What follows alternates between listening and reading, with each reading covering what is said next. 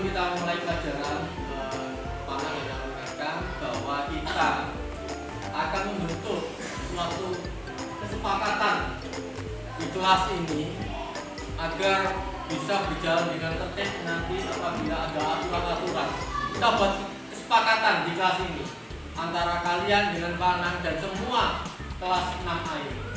Untuk itu sebelum Pak Anang membuat kesepakatan, kalian nanti tulis dulu, yaitu kesepakatannya ini di kertas, kalian tulis. Setelah itu nanti kalian tempelkan di papan tulis.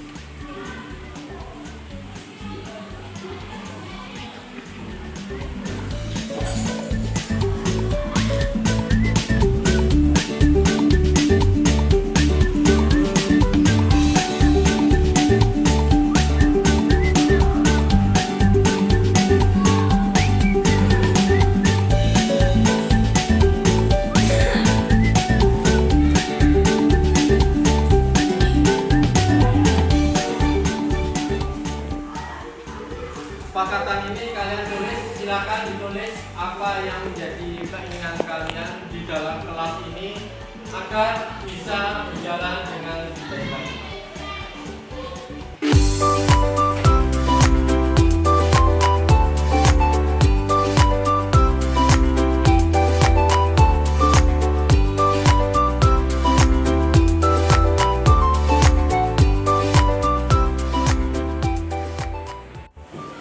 Kalian sudah menulis kesepakatan kelas ini. Panang minta dari Al maju ditulis di papan tulis, ditempelkan.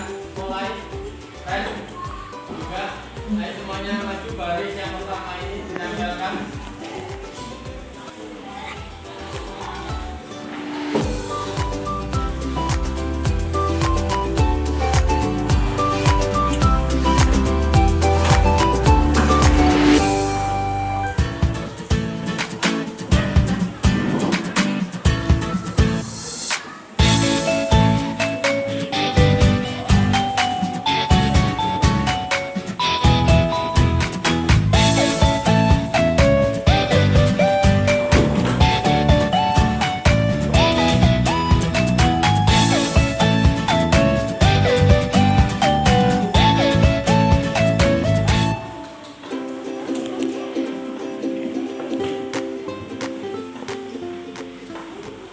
Kesepakatan kelas ini sudah ditulis sama teman kalian dan ditempelkan. Coba Aira, ketua kelasnya, coba dibacakan satu persatu.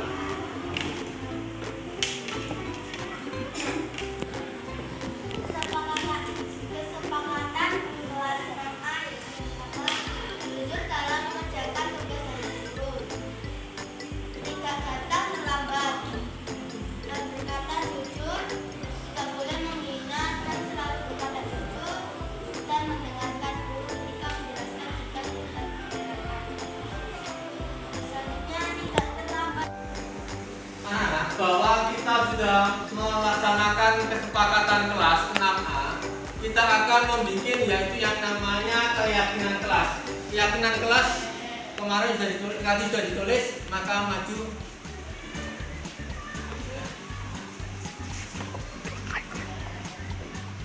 Berikutnya, berkata selalu jujur, menghargai teman, bisa menolong,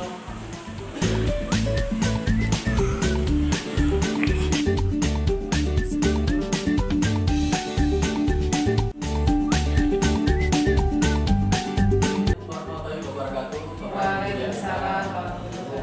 Di sini saya mau mempresentasikan tentang pelajaran yang saya peroleh selama ini di guru penggerak, calon guru penggerak angkatan 6 Surabaya tahun 2022.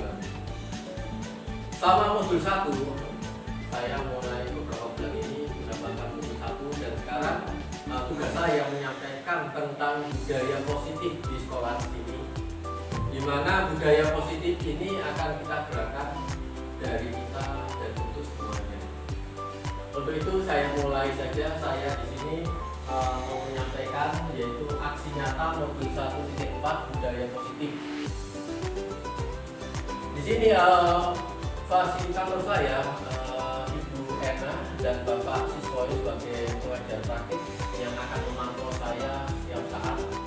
Dan Bu Ena ini saya selalu ketemu satu minggu bisa 3 kali dalam Zoom sampai maghrib.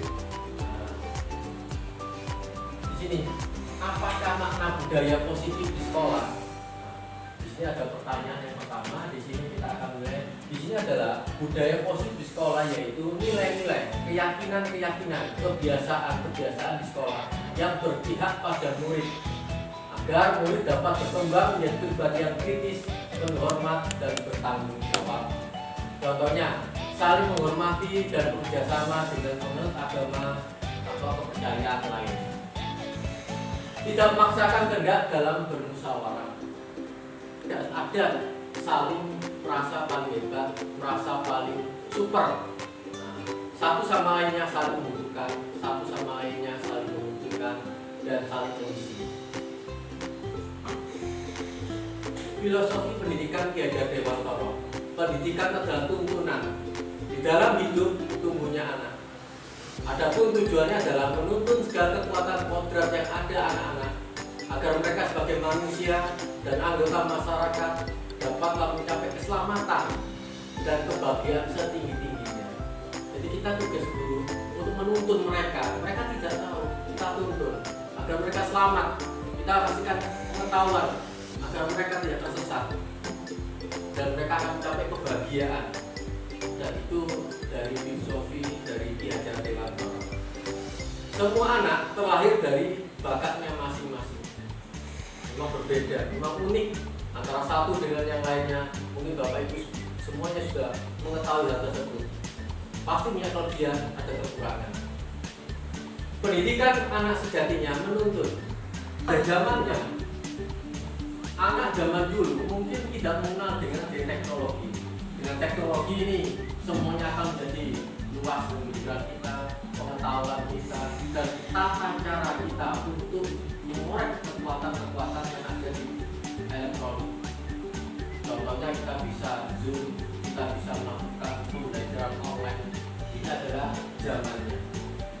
Tugas guru menuntun bakat tersebut agar anak tumbuh dengan selamat dan bahagia.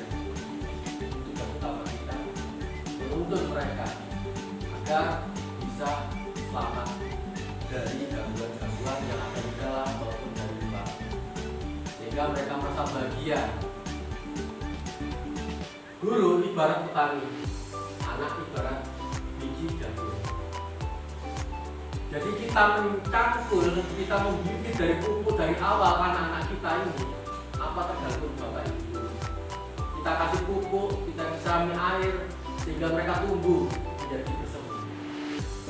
Nah ini ibarat petani yang diibaratkan oleh Bapak Ki Hajar Dewantara. Maksimal mempunyai karakter profil pelajar Pancasila adalah dengan membangun disiplin positif dan budaya positif yang berpihak pada murid. Disiplin banyak orang memaknai sebagai tata tertib yang terkait dengan sanksi dan hukuman bagi yang melanggarnya. Justru itulah salah satu alternatif terakhir, dan kalau tidak digunakan sama sekali, jadi hukuman maupun sanksi itu diharapkan dari Bapak Ki Hajar Dewantara tidak ada. Ki Hajar Dewantara mengatakan bahwa untuk mewujudkan murid yang merdeka, murid harus memiliki disiplin yang kuat yang berasal dari dirinya ataupun berasal dari luar diri. Disiplin yang dimaksud adalah disiplin diri yang memiliki motivasi internal. Jika kita tidak memiliki motivasi internal, maka kita memerlukan pihak lain untuk mendisiplinkan kita.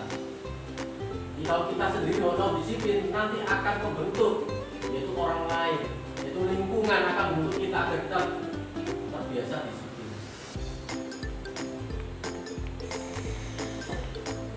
Perubahan paradigma stimulus respons teori kontrol. Bisakah kita mengontrol seseorang? Stimulus respon. Kita mencoba mengubah orang agar berpandangan sama dengan kita. Padahal teorinya kita berusaha memahami pandangan orang lain tentang dunia. perilaku buruk dilihat sebagai suatu kesalahan. Teorinya, semua perilaku memiliki tujuan. Tujuan tersebut dari berbeda-beda. Untuk itulah teorinya semacam begitu. Orang lain bisa mengontrol saya. Teorinya hanya Anda yang bisa mengontrol diri. Mengontrol diri kita, mau ke kanan ke kiri kita, bukan orang lain. Teorinya. Kemudian pemaksaan ada pada satu rujukan gagal. Teorinya kolaborasi dan kesepakatan menciptakan pilihan-pilihan baru. Stimulus respon, model berpikir menang atau kalah. Pada teorinya, model berpikir menang. Jadi kita duduk menang, tidak ada istilah kalah, tidak ada. Itu teori. Pada kenyataannya, setiap kali pertandingan pasti ada yang kalah, ada yang menang. 3 alasan motivasi perilaku manusia menurut Dickoes. 1. Menghindari ketidaknyamanan. Motivasi internal. Jadi di sini kita melakukan sesuatu, motivasinya apa? Oh, kita menghindari hukuman, kita menghindari dari sanksi. Nah, itu motivasi dari internal. Lalu yang kedua, untuk mendapatkan imbalan, penghargaan dari orang lain, diiming-imingi. Oh, anakku belajar biar kamu biar dapat juara 1, berikan sepeda. Ini motivasi eksternal. Dan yang terakhir yaitu untuk menghargai diri sendiri, menjadi insan sesuai harapan kita. Ini motivasi internal. Dan ini adalah motivasi tertinggi. Jadi tidak ada hukuman, tidak ada penghargaan untuk dari Ki Hajar Dewantara. Itu sementara ditinggalkan. Kita mengacu pada diri kita sendiri, yaitu motivasi internal dari keyakinan kita, dari harapan-harapan kita sendiri. Itu yang lebih kuat. Budaya ini kita mulai dari peraturan kelas, lingkup yang lebih kecil. Peraturan kelas ini kita bentuk, kita memiliki kesepakatan sesama kelas sebelum kita mulai pelajaran. Kesepakatan kelas mungkin kita bentuk, diantaranya kita musyawarahkan, kita tanya satu-satu anak-anak, kita suruh nulis apa keinginannya, lalu kita tempelkan agar mereka mengingat, berkata berjujur, datang tidak terlambat. Itu adalah salah satu peraturan kelas atau yang disebut dengan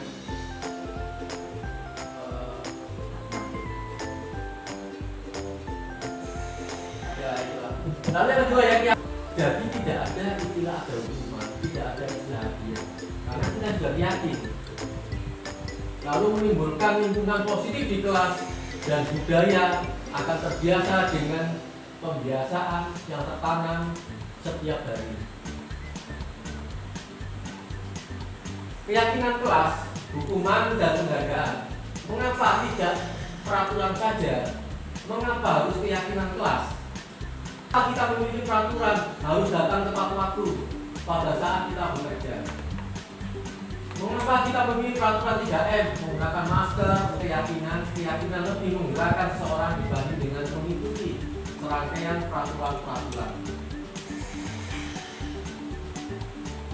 Keyakinan kelas, mengapa keyakinan kelas? Mengapa tidak peraturan kelas? Karena suatu keyakinan akan lebih memotivasi seseorang dari dalam. Memotivasi secara instinktif, seseorang akan lebih tergerak, bersemangat untuk menjalankan keyakinannya daripada hanya sekedar mengikuti serangkaian peraturan, mengatur mereka berlaku begini, begitu, membuat ketidaknyamanan dan keterpaksaan. Makanya itu kita libatkan adanya keyakinan kelas. Mengapa kita memakai helm dalam bersepeda motor? Karena kita yakin itu keselamatan kita. Walaupun tidak ada aturan untuk menjaga keselamatan kita menggunakan helm. Mengapa tidak boleh kita datang terlambat? Walaupun tidak ada aturan, kita akan tertinggal pelajaran. Itu yang ditimbulkan adanya keyakinan. Keyakinan ini dari dalam. Untuk membentuknya memang dibutuhkan proses. Keyakinan kelas adalah nilai-nilai kebajikan atau prinsip-prinsip universal yang disepakati bersama secara universal, lepas dari latar belakang suku, negara, bahasa maupun agama. Menurut dosen 1998, suatu keyakinan akan lebih memotivasi seseorang dari dalam diri. Seseorang akan lebih bersemangat untuk menjalankan keyakinannya daripada sekedar mengikuti serangkaian peraturan.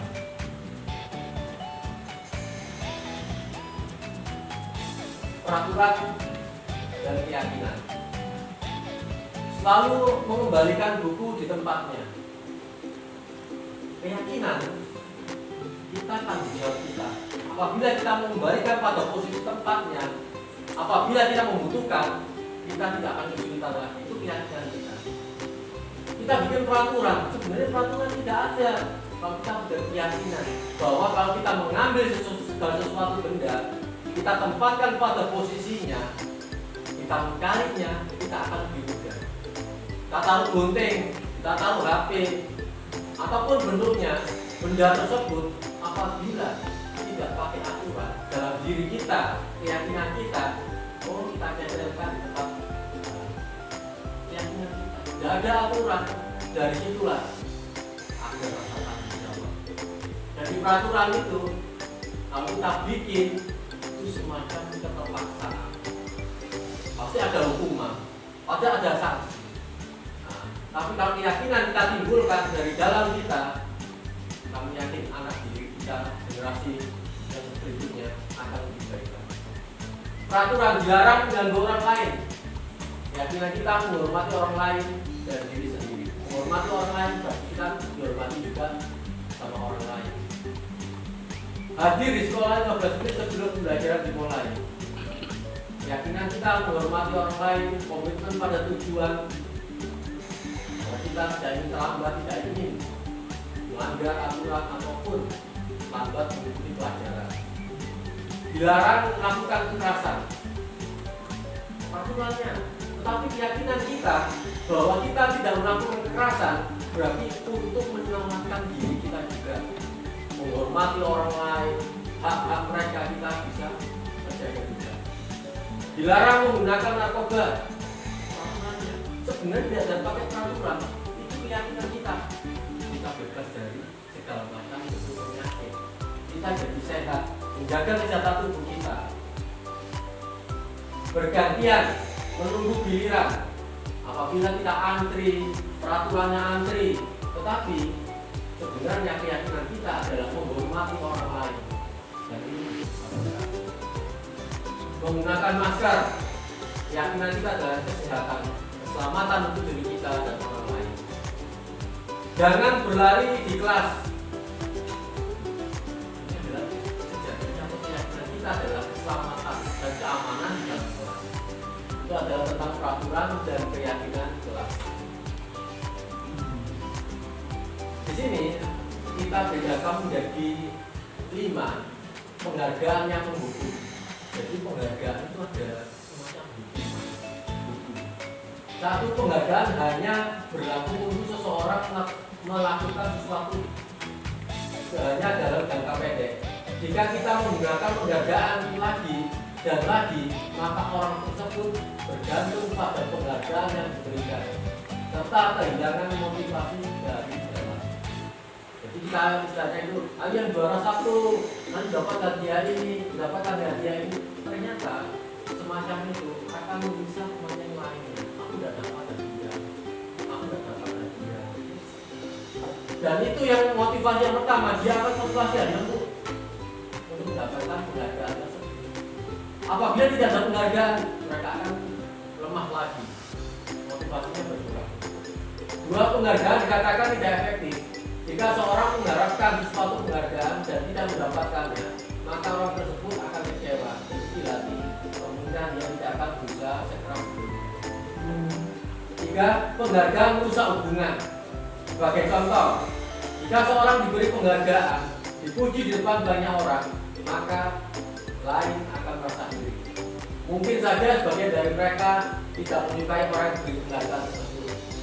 Contoh lain, jika di dalam kelas seorang guru sering memberi penghargaan kepada murid-muridnya, besar kemungkinan murid-muridnya termotivasi hanya untuk menyenangkan guru. Mereka tidak akan bersikap jujur pada guru tersebut. Penghargaan juga menciptakan persaingan di dalam kelas, sementara persaingan menciptakan kecemasan.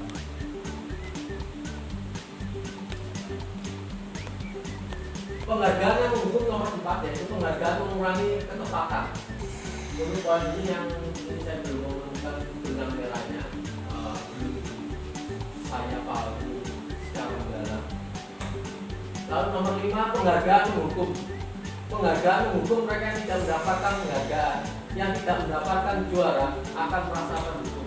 Tentunya merasa dihukum itu hanya dirasakan oleh yang tidak mendapatkan juara. Yang juara mereka senang, yang tidak kembali lagi akan merasa bahwa dia tidak ada apa-apanya.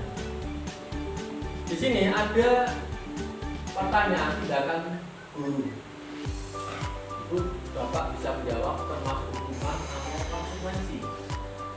Apabila ada anak melakukan pelanggaran atau kesalahan, tindakan guru mencatat 100 kali di dalam buku kalimat saya tidak akan terlambat lagi karena terlambat ke sekolah. Kira-kira termasuk apa ini? Hukuman. Ya, termasuk hukuman. Lalu tindakan guru lari mengelilingi lapangan basket 2 kali karena terlambat hadir di sekolah. Hukuman juga. Murid diminta untuk push up 15 kali karena tidak menggunakan masker ke sekolah. Termasuk hukuman juga. Menggantikan kertas tugas teman yang telah dicoret-coret. Konsekuensi. Maksudnya kita menggantikan. Membersihkan tumpahan air di meja tulis karena tersenggol pada saat belajar. Konsekuensi. Meminta murid tidak menggunakan sepatu seharian di sekolah karena tidak menggunakan sepatu hitam. Hukuman atau konsekuensi? Hukuman. Lari memilih lapangan basket 2 kali karena terlambat menit untuk pelajaran videokan. Bapak Ibu ternyata sudah pertemuannya. Terima kasih guru-guru hebat kita di lain Banjar Ujian 2. Ini bapaknya yang kasih yang bahwa itu konsekuensi. iya, kalau itu banyak yang termasuk hukuman. Yang coba itu perbedaan hukuman dan konsekuensi cara detailnya itu hukuman suatu yang menyakitkan harus terjadi. Kalau dihukum menyakitkan, konsekuensinya sesuatu harus terjadi. Hukuman membuat anak sakit fisik maupun hati untuk jangka waktu lama. Anak menghargai disiplin, konsekuensinya disiplin. Hukuman paksaan, stimulus tanggapan. Hukuman mendorong anak menyakiti diri sendiri, mendorong anak agar mudah menyelesaikan diri. Hukuman konsep diri yang buruk, dan konsekuensi konsep diri yang baik. Anak belajar untuk menyembunyikan kesalahan. Konsekuensinya anak belajar untuk mematuhi peraturan. Hukuman marah, rasa bersalah, dipermalukan, rasa tak dihargai. Sedangkan konsekuensi keindahan hak, dibuat tidak nyaman, diasingkan, marah.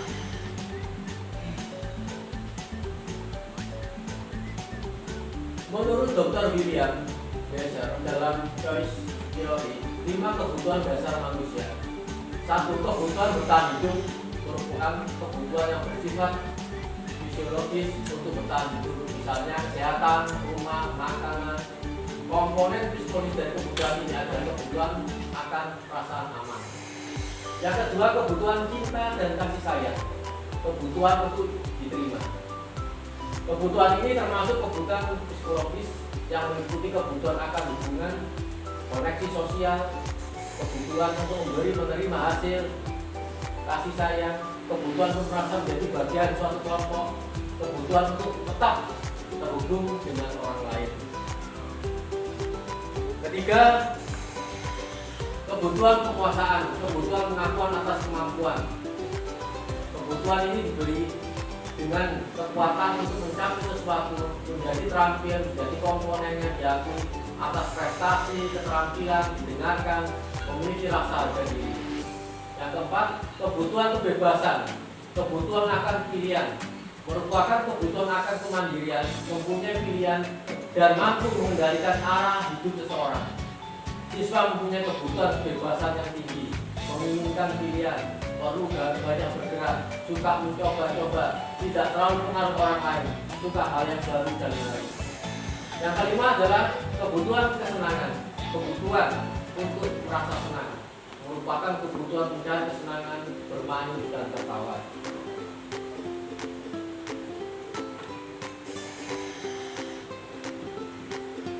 Menurut Dan Dawson, terdapat 5 posisi kontrol seorang guru terhadap siswanya, yaitu menghukum. Seseorang penghukum dapat menggunakan hukuman fisik dan verbal. Hukuman guru menjalankan posisi hukuman akan berkata, patuhi aturan saya atau awas nanti. Ini adalah contoh dari ucapan seorang guru dalam bentuk hukuman. Kamu selalu saja salah. Ini adalah bentuk hukuman. Seorang guru sebagai posisi sebagai penghukum dengan kata-kata patuhi aturan saya atau awas nanti. Yang kedua yaitu membuat orang merasa bersalah. Jadi guru ini memposisikan agar mereka itu dalam posisi bersalah. Pada posisi ini biasanya guru akan bersuara lebih lembut, menggunakan keheningan yang membuat siswa menjadi tidak nyaman, bersalah atau rendah hati. Rendah diri. Contoh, kata-kata guru dalam posisi ini misalnya, Bapak sangat kecewa dengan kamu. Berapa kali ibu harus memberitahu kamu ya? Ini agar anak merasa bersalah.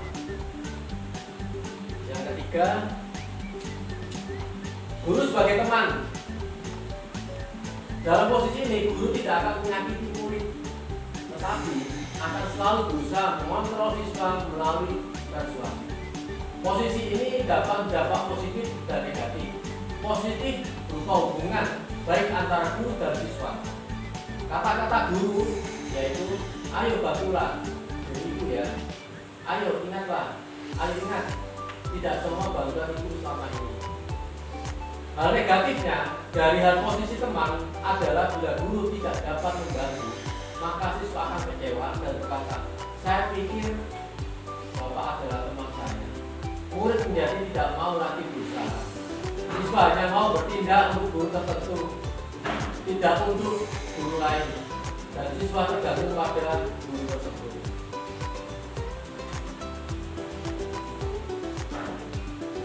Posisi yang keempat yaitu kita sebagai guru, yaitu yang keempat monitor, memantau. Posisi memantau berdasarkan peraturan-peraturan dan konsekuensi dengan memisalkan hubungan pribadi. Pertanyaan yang biasa diajukan seorang guru sebagai pemantau. Peraturannya apa? Apa yang telah kamu lakukan? Ini menunjukkan bahwa guru sebagai pemantau. Yang kelima, manajer. Jadi guru selaku manajer merupakan posisi mentor, di mana guru berdua bersama dengan murid mengajak siswa bertanggung jawab perilakunya, mendukung siswa menemukan solusi atas permasalahannya sendiri. Murid diajak menganalisis kebutuhan dirinya, kebutuhan orang lain. Yang terpenting adalah kolaborasi dengan siswa. Kata-kata guru sebagai seorang manajer adalah apa yang kita yakini. Ini berupa keyakinan keras. Apa yang kamu yakini? Jika kamu meyakininya, apakah kamu bersedia memperbaikinya? Jika kamu memperbaikinya, hal ini menunjukkan apa tentang dirimu? Apa rencanamu untuk memperbaiki? Sebagai contoh, anak ketahuan mencuri, kita tanya mereka, apa yang kamu yakini, apa yang kamu lakukan? Kenapa kamu berbuat semacam begitu? Nah, ini menunjukkan seorang manajer. Jadi sebelum menghakimi, mereka mencari dulu asal usulnya. Sekarang apa itu restitusi? Restitusi adalah proses penciptaan kondisi bagi murid untuk memperbaiki kesalahan mereka sehingga mereka bisa kembali pada kelompok mereka dengan karakter yang lebih kuat. Dosen tahun 2004. Adapun ciri-ciri restitusi yaitu satu, restitusi bukan menebus kesalahan, tapi untuk belajar dari kesalahan. Dua, restitusi memperbaiki hubungan. Tiga, restitusi adalah tawaran, bukan paksaan. Empat, restitusi menuntut untuk melihat ke dalam diri. Lima, restitusi mencari kebutuhan dasar yang mendasari tindakan. Enam, restitusi diri adalah cara yang terbaik. Tujuh, restitusi fokus pada karakter, bukan tindakan. 8. Restitusi menguatkan. 9. Restitusi mengembalikan siswa yang berbuat salah pada kelompoknya. Ini segitiga tentang restitusi, validasi tindakan yang salah, menanyakan keyakinan, dan menstabilkan identitas. 5. Posisi kontrol, di sini motivasi tentang identitas gagal, kontrol dari luar, identitas berhasil, kontrol dari luar, dan identitas berhasil atau sukses, kontrol diri. Menghindari hukuman, menghargai imbalan, mengharapkan imbalan, dan menghargai diri sendiri.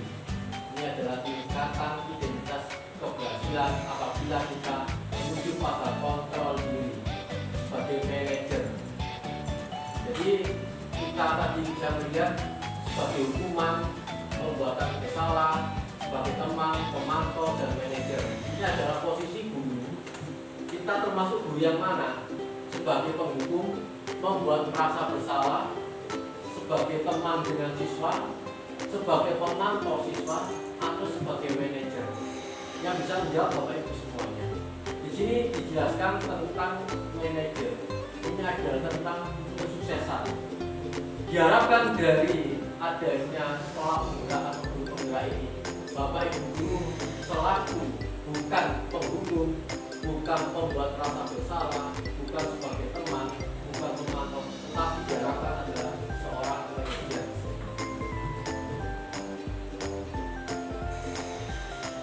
Hari Senin bersih-bersih, pasang bendera biar berkibar. Cukup sekian dan terima kasih. Maaf jika presentasi panjang.